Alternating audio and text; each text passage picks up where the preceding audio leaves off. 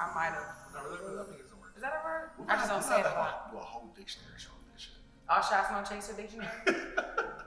I'll do it. He hates when I high five, but he did it because he didn't want to leave me hanging. Come on, we'll do it. All right. Anyway. So welcome to All Shots No Chaser. It's your boy Real Chris Wrighty. We're out here in the beautiful Atlanta as always with my amazing co-host Devin Barbie. Hey y'all, how y'all doing? All right, so we back at it again. It is amazing Thursday, and we're about to get it cracking. So make sure y'all follow us first, because I know y'all been there a few times. So check me out on Instagram, TikTok, The Real Chris Wrighty. Follow me on Twitter. I've been tweeting more, so that's fine. You've been tweeting. You've been talking shit, getting it out. That's why he's so calm today, guys, because he's on Twitter now and he gets to get it out. Yep. But make sure on Twitter it's only The Real Chris Wrighty because too many characters, so it's no the. Right. Well, you guys can follow me at symbol The Real Barbie, BARBEEE, on all social media platforms. I'm gonna be honest with you, I'm more active on Instagram, but you know, if you feel free, just Google Devin Barbie. There we go. Look, my TikTok game has been going up. I've been hitting dances and stuff. Like, I need it to. I'm ready for you to go viral because you're retarded. If you guys have ever had a chance to go check out either his TikToks or his Instagram, whatever, because he uploads both, he's retarded as shit. Like, he's caught me off guard by scrolling in the morning. You don't think you're gonna just scroll up on your friend? He gonna make you laugh like hell. You just don't think that. But yes, that's what he's been doing. So yeah, please check him out. So low key, I've been recording in the morning. It's actually part of my daily routine now.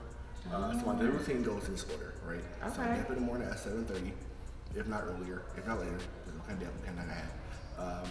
Make up my bed, do my affirmations, prayer, meditation, personal development. I journal, and then I make TikToks.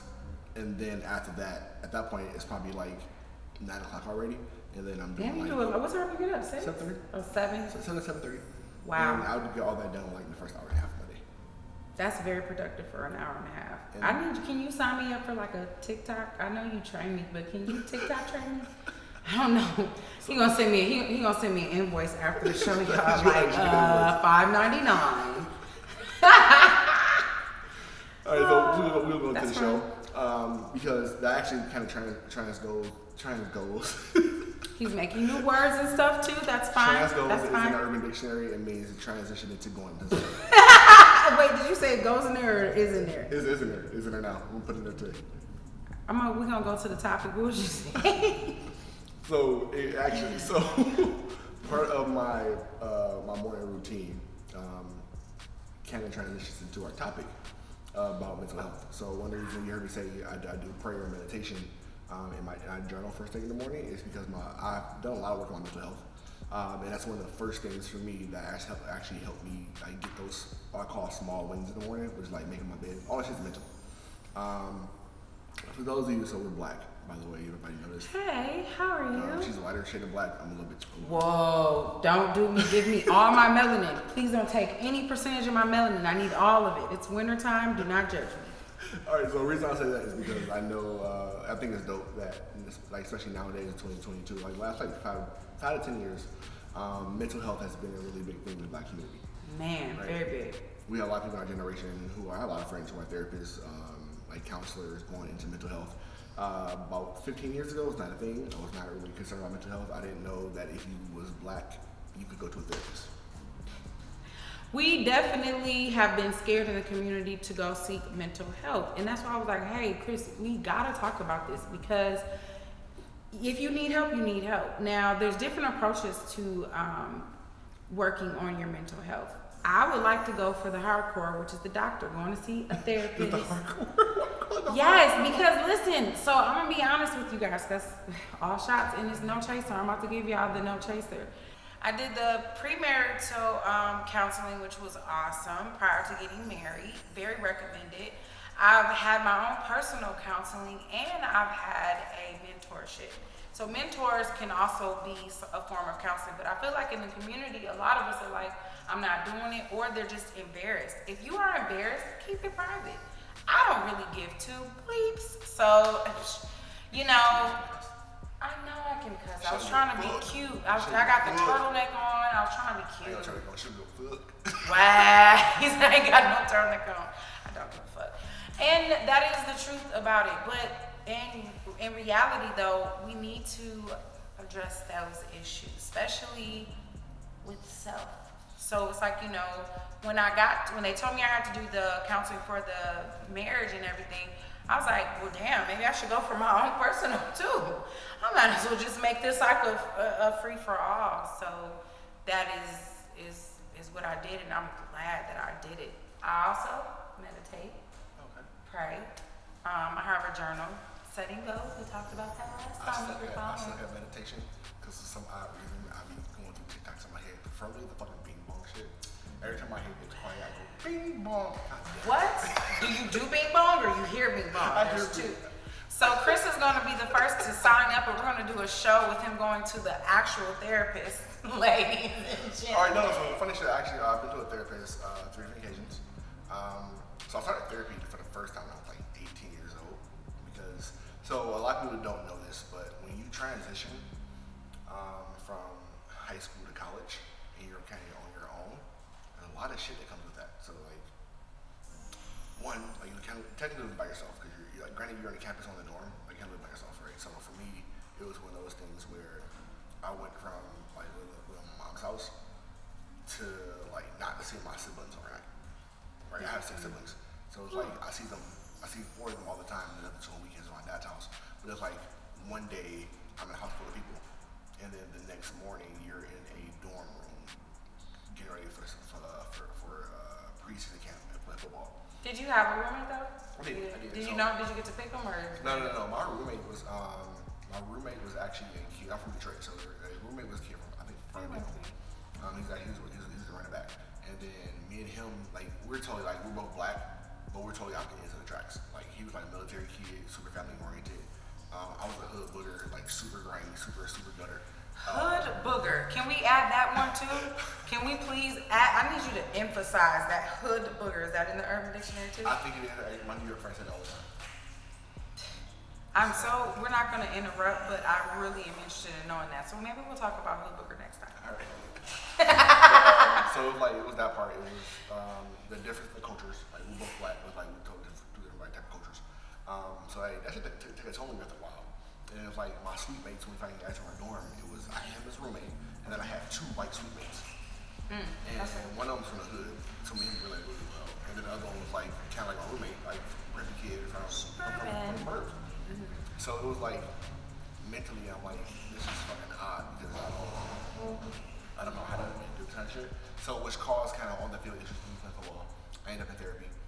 Didn't work out too well. I hated the shit. Ended up in therapy again the following year. And then finally 2 years later, after that, I've been in therapy 4 times apparently. I ended up in therapy Just again. added one. He said 3 first, but anyway. But I ended up in therapy again when I was 21. I had like a lot of fucked up shit going on, like family stuff, relationship stuff, personal stuff. And because he was not black, it was really hard for me to like kind of explain to him. I've heard that too though, and that's why when you made a good point earlier that more black people are getting into that field. A lot more people, because I think that it's more comfortable. It's like it's cultural, morals, relatability. I feel like I think I kind of made that word up too. I might have. No, I think it's a word. Is that a word? I just don't say it a lot. Do a whole dictionary show for this shit. All shots, no chaser dictionary. I'll do it. He hates when I high five, but he did it because he didn't want to leave me hanging. Come on, we'll do it. All right. Anyway. Think about this though. You ever dated somebody outside your race?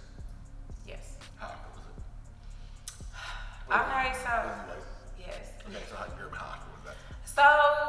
If it was awkward. It wasn't awkward because I feel like my school that I went to Idaho Hills High School in Michigan. But if would that be what? Go ahead. That I shouted my high school out? I'm just saying. I didn't know you went there though. Oh, my bad. But anyway, so yeah, like they were very cultural. Like they weren't really like I guess what you would think. I hate when I have these questions sometimes because it's like I guess there's no like really, you know, she acting white, she acting black thing, but for the sake of the question, they were seasoned. You know, I do believe that, because it was 2 guys, one of them did not make their spaghetti together. I'm almost sure that the spaghetti was separate, but they were both cultural and cool and stuff like that. And I moved around so much when I was younger, and I had white best friends, black best friends, and it was just like a lot going on. So I don't think I really would have known too much. It wasn't like a super culture shock. And then, I mean, the other one had old school, like, no, he sounded like hood. No, my husband is black. Okay, but look, right. But no, so guys, I asked that question because the only experience I had with white kids was. You never dated a chick outside of your. I'm gonna explain that. Okay, you see, you want to get to the juice, and he's talking about I'm explain that. So as a kid, I had my cousin Robbie. His mom was married to a white guy. Okay. My cousin Bob. His mom's cool as fuck. So it's like because of so because of like at Ferndale, whatever, or Farmington Hills, they had white neighbors. Okay. So I didn't have like only white people I associated myself with was his friends because only white people I knew. And then so you get to college and it's like it's fucking night and day because all my friends are in the hood. And then every time I go see white people like my age, I was having this kid named Jordan who played football with me. He was a hood booger too. But it was like so it was a different thing, right? So like I didn't really know how like culture relate to them. So when I got a white therapist, I'm like, what the fuck do I say to you because you're white and I'm black and you have nothing. So that shit actually made it really hard for me like to get any breakthroughs. So you kind of kept whatever. For 2 years. What the fuck were y'all talking about for 2 years? Mostly my relationship with my parents, my relationship with my girlfriend at the time. But you weren't getting real deep into you though. We couldn't get deep into me because I wasn't comfortable enough to him. Right, that's what I'm saying. Yeah. So ooh, that's painful. 2 years of not getting deep. So you recommend that for the black culture, they see a black psychiatrist counselor? Yes. So I have homeboys who are black and therapists, and I talk to them because one of them homeboys. You know, people in the comments gonna eat your ass up. Well, what?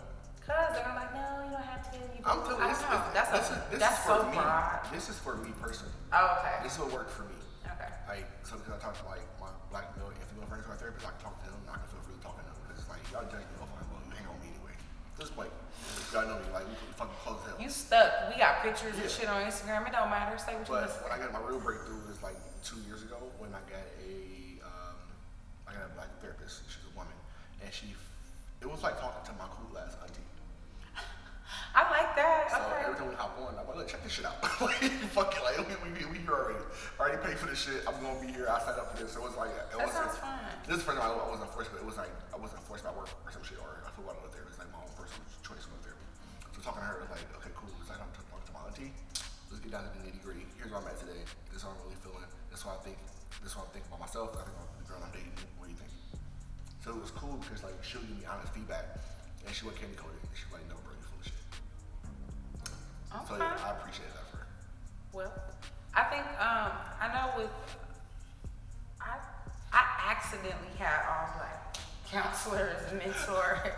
It wasn't that I necessarily picked the end with the marriage counseling I did.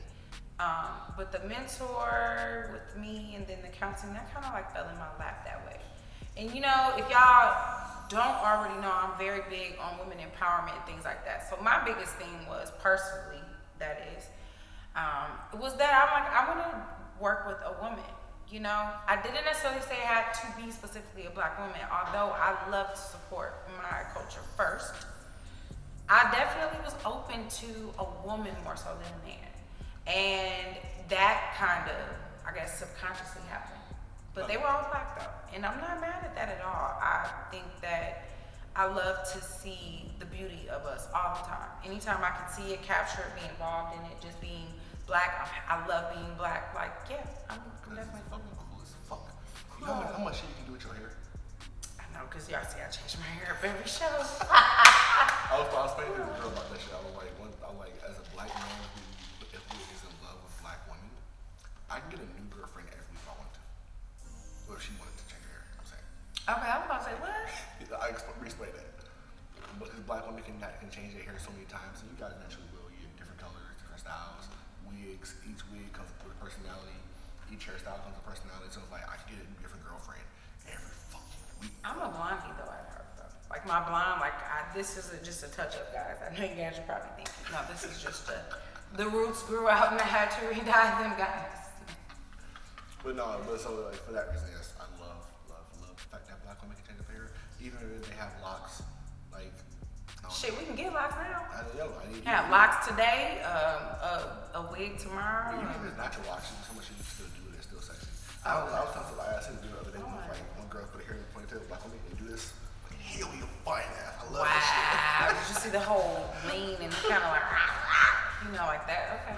But no, it's true. Like, that's and that's also like one thing. Like I talk to a black therapist. I feel comfortable talking about how I feel about black women. Like, really? So you ever talk to somebody who's like not your same background or culture about black people shit? Maybe like this. Yeah, I've had a couple coworkers. I was really good friends with one of these coworkers, this guy and everything, and we would have these crazy ass conversations. And they would all kind of tie, and he would talk about white people. I would talk about black. It was funny though. It was cool. But yeah, he would be like, oh yeah. It was like he didn't really say anything else because he couldn't relate. So he'd be yeah. White people say shit to me. I'm like this. Like, oh, okay. That's what's up. Me too. The lip is important. Okay. All right. Yes. What? Yes.